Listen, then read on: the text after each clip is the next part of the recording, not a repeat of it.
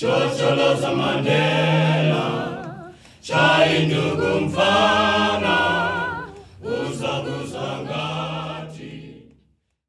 Mandela, by the way, was involved in almost every epoch of our liberation struggle. You know, from the Youth League, from the ANC Youth League in the 1940s, to the Defiance Campaign in the 1950s, to the treason trial, to the armed struggle, to Robben Island. I mean, that's 60 years of a man who was putting himself at the front of every major campaign of African people and of black people in general. And so when we speak about Mandela, let us stop talking about Mandela and the 1990s. Let us speak about Mandela as a historical figure. And then, when you do that, you begin to appreciate the sacrifice of the man. And it really hurts me that you have young people born into freedom, into privilege, will call somebody like that a sellout. And one thing I find saying over and over again is know what you're talking about. Yes. So I think when people volunteer their opinions, they must be based on something.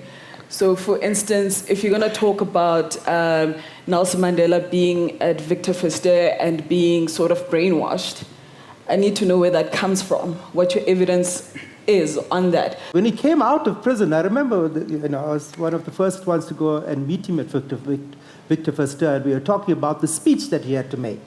And he came out of that and made the speech outside the City Hall in Cape Town saying, I stand before you as a humble servant. He didn't say, I stand before you as the prophet. We have an inability as a society to hold on to paradoxes. We want to operate in binaries. It's either black or white, either right or wrong. Either he's a sellout or he was the icon of freedom. Well, he did make mistakes. He did silence people, right? But he was also a Democrat. Now, I think that what we can do with an historical approach is precisely to bring all those complexities to the fore and not try and construct a Mandela that is one-sided to suit our contemporary ideologies and anxieties. Yeah, I mean, look at the history of this country.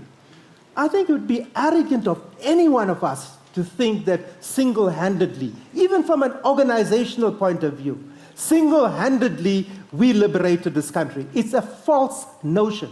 Symbols are important, and it was an incredible symbol of what we stood for. But it wasn't the struggle. We reduce history to big names because it's easier for us to sell what we want to sell. I mean, the fact that I am the first African, just think about that for a second, to write a biography, a full-length biography of Mandela. What does that tell us? It tells us we haven't done our work. We haven't done our job of actually being historical about ourselves. And so that is why we find it so easy to just focus on 1994. Because it is too hard to go into the history and do the work that we need to do if we're going to educate our children about our history. So a part of my answer is that we talk too much about the ANC and not enough about other aspects of our history. So it is that we talk too much about Mandela, but it's part of the construction that we've had, because Mandela embodies also this aspiration of a nation, which itself is problematic. But we hold on to these because they make us feel good. And when we criticize it, it seems like everything is falling apart. Give you an anecdote he gave me once in 1994, when I was responsible for the Reconstruction and Development Program. And he said to me, you know what, Jay, what about the reconstruction and development of the soul? Whether you felt superior or you felt inferior, you are still wounded. Did we not paper over that wound? Did we not create this notion of a rainbow nation that whenever there's some explosion that happens, even a tweet, all the old trauma, those fault lines explode into the present. We do not have an identity. We can never have an identity until we come back to that wound and start to heal that wound and start to recognize there are differences between us. And unless I know your story, You can never know who I am. This preoccupation with Mandela, in fact, erases the majority of the population in the history that we're writing, and that is women.